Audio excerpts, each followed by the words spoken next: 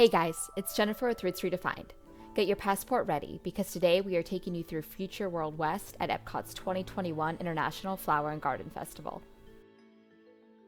Future World West is one of my favorite areas to visit during Flower and Garden. With 3 garden destinations and 4 character topiaries, there is so much to check out here. We're going to start this trip with the Healthful Trail. I love the landscaping here. Lining the fence are a mix of colorful wildflowers similar to what you might find in a meadow. Here you'll find orange daisies, purple salvia, orange sulfur cosmos, and yellow and blue violas. The perfect addition to any setting garden, sulfur cosmos light up the mid-season garden, blooming a stunning orange and yellow all the way into fall. Sulfur cosmos are extremely easy to grow in any region and attract a variety of hummingbirds and butterflies to the garden. The bright blooms also make for gorgeous cut bouquets. As you make your way in, there are chairs and umbrellas for parents to sit and relax while the kids run around in the open play area. You'll also notice that Disney uses artificial grass as the ground cover here. A true outdoor carpet, artificial grass has been gaining ground, and a reputation for being eco-friendly because it doesn't need water, fertilizer, or to be mowed. Some manufacturers use recycled materials such as old tires or plastic bottles. And while expensive, the life expectancy of artificial grass can be upwards of 25 years, making it a less costly alternative to real turf over its lifespan. Plus, the newest generation of artificial grass often looks good enough to fool us into thinking it's real. It's even available in an array of blade lengths, colors, and textures, including variegated strands. And as the name would presume, we also have a trail here. At the entrance of the Healthful Trail, we have broadleaf canna lilies with beautiful orange blooms. Red and orange sun patience blanket the floor around them. You also can't help but notice the large, colorful, rectangular planters full of lush cypress with pink sun patience around the base. These planters full of cypress create green walls, or privacy screens, along the trail that help guide you through. As you walk along the trail, you'll also find terracotta pots full of purple petunias, small yellow sunflowers, blue days, banana trees, elephant ears, papyrus, chenille, and pink daisies. I'm a big fan of the cypress planted in the colorful containers along the trail. Grown in a wide range of shapes and sizes, most cypress trees are evergreens that have an upright, pyramidal shape that makes for a showy display in the landscape. The cypress foliage features different shades of green, from dark green to light bluish green, depending on the tree type. Nearly all cypress grow great in containers, including those that can get quite large. But thankfully, most grow so slowly that they can remain in their containers for years. Evergreens such as cypress are the workhorses of the garden, especially in winter when most plants curl up for a long nap in what seems like an eternally brown bed. These trees and shrubs make a pot pop when combined with annuals like pansies, violas, and winter veggies. With a little care, you can include this beautiful, graceful evergreen in your home landscaping plans. A couple types to consider for container gardens include the Arizona cypress and the Monterey cypress. Now on either side of the trail, you will find a few drought-tolerant plants, including the snake plant and the foxtail fern. We also have some beautifully styled topiaries, including the pom-pom, spiral, and double ball-shaped. Accent your space in a natural style with a similar topiary at home. Now between the Healthful Trail and the Flavorful Kitchen, we have a really neat edible garden that incorporates some ornamental flowers. Gardeners have been combining food and flowers in their gardens for years. Including flowers in your food garden looks fabulous and will attract beneficial and pollinated insects, boosting yield and helping to reduce insect pests. Certain flowers, marigolds, lavender, nasturtiums, and petunias, for example, can even deter pests from your veggies or act as a trap crop, preventing pests like aphids from reaching aphid-prone edibles like peppers. Now doing the opposite, including edibles in your flower garden, is also a good idea. Particularly edibles with eye-catching foliage, flowers, or fruits can be incorporated into perennial gardens, flower beds, or container gardens alongside traditional ornamental plants. This sneaky technique allows you to grow more food without digging up new gardens and adds layers of interest to your landscape. You can even edge your flower and shrub beds with low-growing veggies and herbs such as red lettuces, parsley, red vine sorrel, or peppermint Swiss chard. Now in the garden we have here, purple and yellow violas blanket the floor. Rustic barrels and large steel planters are full of beet, purple kale, wild carrot, corn, cabbage, and cucumber. Mixed in with this attractive vegetable foliage are flowering plants such as golden pot marigolds and purple petunias. We also have stackable planters, which are being used for vertical strawberry growing. Vertical growing systems allow you to take advantage of vertical space, drastically reducing the amount of square footage needed to grow a crop of strawberries, or whatever you decide to grow. This gardening method is especially advantageous because it allows easier access to plants, reducing strain on joints and muscles. Each planter on the stack typically rotates 45 degrees to allow the sun to reach all plants on the stack. Now, if you don't want to purchase this type of system, you can stack pots of descending size to create a similar vertical growing tower. I also love the wheelbarrow full of leafy vegetables and flowers. Using something as simple as an old repurposed wheelbarrow could add so much character to your garden, patio area, or yard. There's just something too darn cute about a cool tool, repurposed and filled with plants and flowers. Now let's head over to our second garden destination, the Goodness Garden Butterfly House. Depending on when you stop by, there might be a bit of a line to get in, but I promise you it's worth the wait. In this garden, you'll find 8 different kinds of butterflies, including the eastern black swallowtail, orange barred sulfur, zebra longwing, and the well-known monarch. Butterflies are key to conservation. The presence or absence of butterflies can tell a lot about the well-being of an environment. Scientists are discovering the value of this insect as an indicator species. A thriving butterfly population indicates a rich diversity of other invertebrate species, and protecting them helps to create an environment that protects many other life forms as well. Now let's discuss the wide variety of plants and flowers you will find here. Strolling through this butterfly garden, you might notice some porterweed, coral honeysuckle, bidens, and even a grapevine. Sweet almond verbena, canna lilies, and celosia are also abundant. They also have a mandarin orange tree that is dressed up with soft purple sun patience around the base. You might also find passion flower in this garden, which is one of my favorites. The passion flower is a beautiful flowering vine native to North and South America. Their vibrant colors and heady fragrance make the passion flower plant a welcome addition to any garden. The flower has a wide, flat petal base with 5 or 10 petals in a flat or reflex circle. This unusual flower is widely distributed in the southeast, especially from Florida to Texas. Their nickname, maypop, comes from the hollow yellow fruits that pop loudly when crushed. Now, while this exotic passion flower may look like a tropical plant, it can actually be grown almost anywhere, including much colder areas. In fact, you may even find these seemingly delicate vines growing along the side of the road. Some passion flower species are invasive in warmer climates. Where they are hardy, passion flowers are usually trained on a trellis, fence, or other vertical structures. In regions where they are not hardy, passion flower plants are usually grown in pots and moved indoors for the winter. Disney has also incorporated some rustic wood barrels full of colorful flowers such as red sun patience, daisies, white and pink sweet william, and purple salvia. And fun fact, unless you are creating a habitat to specifically attract butterflies, butterfly caterpillars aren't going to bother your garden. Although butterfly caterpillars eat plants, very few are agricultural pests, and if caterpillars are destroying some of your garden plants, it's unlikely that they are butterflies. So maybe you've planted things with the word butterfly in the name. Butterfly bush, butterfly weed, or the pincushion flower butterfly blue. A few butterflies do seem to flit by, but what if your garden is still more of a stopover than a destination? By learning more about butterflies, the plants that attract them, and their survival needs, you can increase your garden's butterfly allure considerably. Follow these 6 steps to create your own butterfly habitat at home. The first step is pretty simple. Choose a sunny spot and try to make sure that it's sheltered from wind. The next step is to provide host plants, and expect them to get eaten. Many butterflies are very specific about which host plant they will lay their eggs on. Sometimes they seek out plants in a particular family, and sometimes their caterpillars will dine on one plant and one plant only. Aster flowers are an important source of nectar for migrating butterflies in the fall, but before that, the larvae of the pearl crescent butterfly feed on its foliage. Monarchs depend on butterfly weed and other plants in the milkweed family to provide them with the toxins that make them unpalatable to birds and other predators. The showy zebra butterfly, a Florida and Texas resident, feeds its babies exclusively on the foliage of the passion flower. And if you reside in the eastern half of the United States, you may attract the iridescent eastern tail blue to your garden with a host planting of sweet peas. The third step is to plant nectar flowers that have deep throats, warm colors, sweet aromas, and varying heights.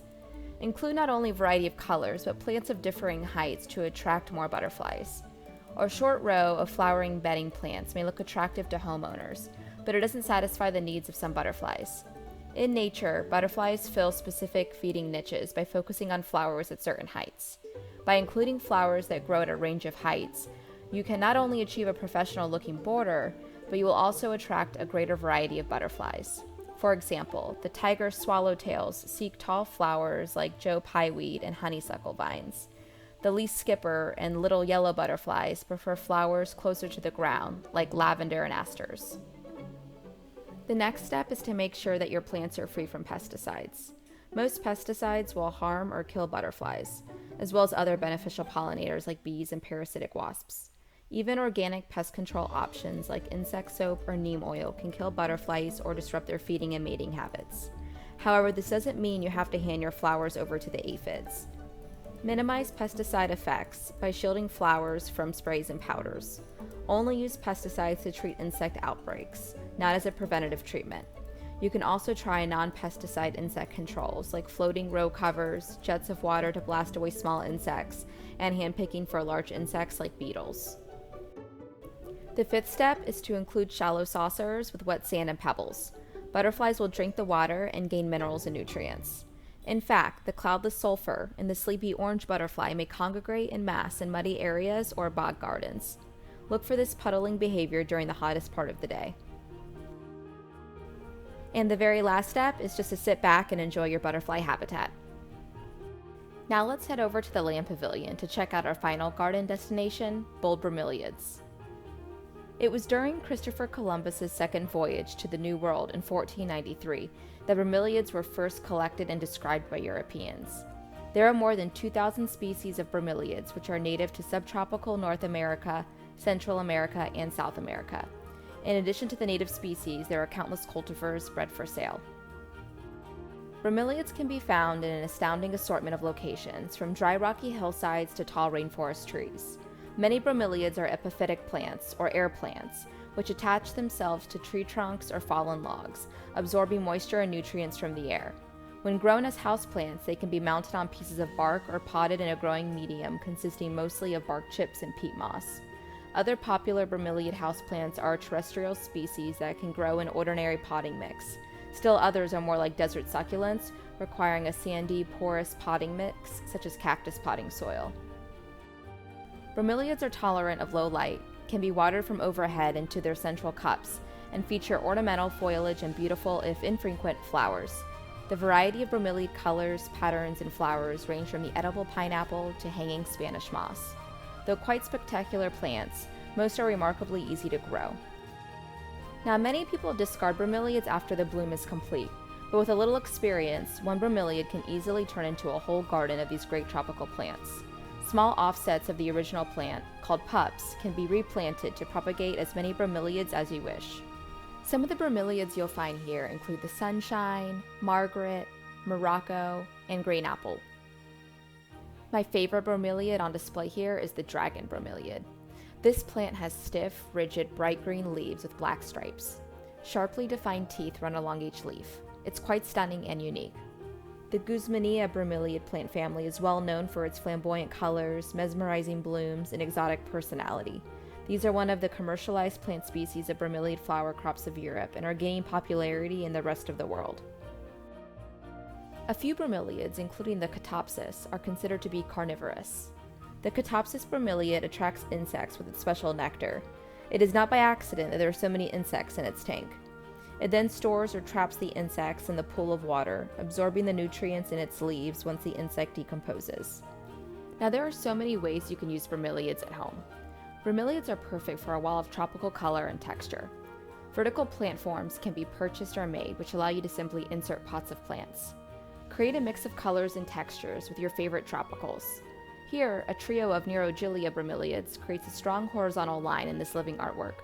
Supporting elements in the design include pink mandevilla and variegated ivy. Another idea is to combine bromeliads with fun, citrusy colors such as bright yellow-orange mixing bowls. The tropical colors and unique shapes of many kitchen serving pieces and pitchers can be ideal display vessels for a perked-up porch. And if you love a single pot with lots of textural and architectural appeal, try a pineapple.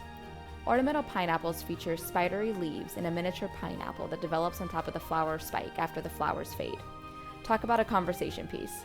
Everyone will want to know how to raise this exotic beauty. And if you're looking to make a big visual impact, use the power of patterns. In this showy container, the talents of variegated bromeliads pair up with variegated tea plant to create a container with a big personality. Creeping maidenhair vines spills over the sides of the container, and pink flowering begonias carry on the color theme. With just 4 types of plants, you can create an awe-inspiring, but easy, spectacle of foliage, flower, and color. Despite many bromeliads favoring shady areas in their native homes, when grown indoors, most need relatively bright locations. Most also need relatively humid conditions, which can be a challenge inside. Keeping the pot in a saucer of consistently wet gravel can help. You can also try placing bromeliads near or even in the shower. They love the moisture, and you'll love the tropical rainforest vibe that they bring. And now let's check out the amazing character topiaries. Our first stop is Figment the dragon. Figment is sitting in a bed of purple sun patience. Behind the sun patience are a row of light purple spider flowers and some mondo grass. Topiaries such as Figment must be planted far in advance. Even after they're planted, grow time is needed in the nursery for the plants to fill in and create the intended effect. Often backups are planted in case something bad happens to the one on display, such as a selfie-taking visitor backing into topiary Goofy, or an on-the-loose toddler who decides to climb up and pull Snow White's hair. Some even come with heads that are interchangeable on different frame bodies to give different posture options. Dense, tough, and compact plants such as creeping fig and creeping jasmine are favorites for areas of green. Where different colors are needed, gardeners might use golden creeping sedum, red-leafed alternanthera, or pink blooming begonias. Next up is the beloved Simba and Friends. Simba is held up by Rafiki as Mufasa and Sarabi flank them in a vibrant flower bed. Warm colors are used in the landscape. You almost feel like you're out on the Serengeti plains. Here we have yellow and orange daisies with a few red coxcomb mixed in. Baby Simba, Mufasa, and Sarabi are covered with sheet and reindeer moss. Mufasa's mane is created with palm fiber. Rafiki displays green and variegated creeping fig with some palm fiber as well. Now something you might not notice is the tiger grass used in the back as a screening plant. This ornamental grass is really great if you like bamboo but want something a little more manageable. Tiger grass is a tropical clumping grass from Thailand. It doesn't produce side shoots or runners like some bamboos do. This makes it much easier to control and prevent the spread across your garden, as tiger grass will remain relatively static throughout its lifetime. It grows 6 to 8 feet tall and does well in full sun or partial shade. The Toy Story gang also makes an appearance. Here you'll find Woody, Bo Peep, and her sheep. Woody himself is made from creeping Jenny, green creeping fig, Joseph's coat crinkled red, Joseph's coat Snow Queen, reindeer moss, and palm fiber. I love how they use the wood letter blocks as planters. These wood block planters are full of red petunias, purple salvia, yellow bush daisies, and orange sun patience. And the floor of the bed here is covered in orange, white, and yellow violas. Violas are some of my favorite flowers. These little beauties were imported from Europe in the 18th century. Viola flowers are smaller than their pansy cousins, about the size of a nickel, but much more abundant. The varieties grown as garden plants are mostly small-flowered annuals or short-lived perennials. Many will self-seed and give you years of delight. Violas are also edible flowers and make unexpected garnishes and salad ingredients. Outdoors, the mounted plants make a lovely edging along a path or to define a garden border. And for our last topiary destination, we have the lovely butterflies. An up-close look reveals that these butterflies are created with assorted colorful violas and creeping jenny. As warmer weather arrives, the violas will be replaced with more heat-tolerant plantings. The butterflies are perched on a beautiful bed of yellow and red snapdragons. Bright snapdragon flowers bloom profusely through cooler weather in intensely saturated colors, almost every hue, and are real standouts in either the spring or fall garden. The flowers start blooming at the bottom of the stalk and work their way up, making for a long period of bloom.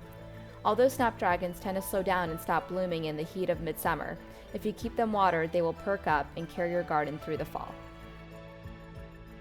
And if you missed the butterflies here at Future World West, no worries, because there are a couple displayed around the park. You can also check them out at the International Gateway entrance or between Mexico and Canada near the Showcase Plaza. Now, if you enjoyed the bromeliads near the land pavilion, you might want to check out the tropical rainforest garden in my Mexico flower and garden video. So that's all we have for you today. Thanks so much for stopping by and watching. This is Jennifer with Roots Redefined. I'll see you again real soon.